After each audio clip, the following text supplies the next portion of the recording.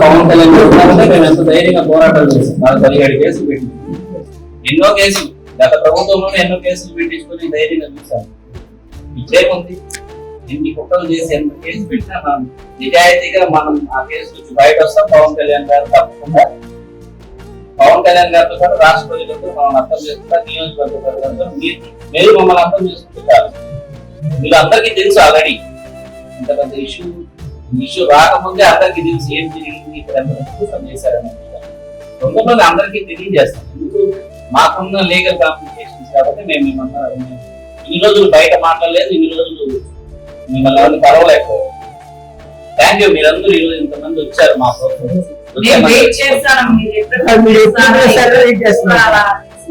నేను చెప్తాను గుంటగారిని అక్కడ వెయిట్ చేస్తాను, నిజంగా చెప్తాను.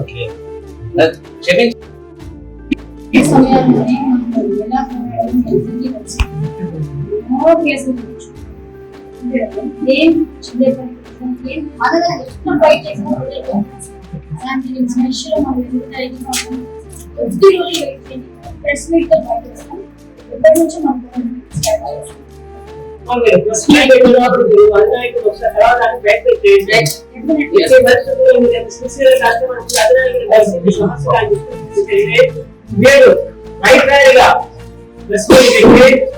ప్రజలు మెప్పించి పరిస్థితులను ఏదో కొట్టేస్తారు.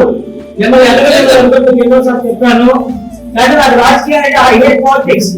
నేను బ్రేకింగ్ పాలిటిక్స్ గురించి నేను ఎక్కువ ఇంట్రెస్ట్ ఇస్తాను. కానీ పవన్ కళ్యాణ్ గారి నాకు అభిమానం. I'm first India.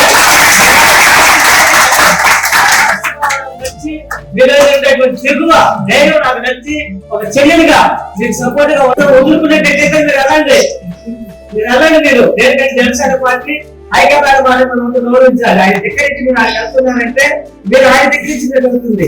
నేను ఆలోచించుకున్నాను. మీరు మీ మీద మాకు అభిమానులు చెప్తున్నాము, దయచేసి అర్థం చేసుకుని బాగుందండి అని చెప్పడానికి వాళ్ళు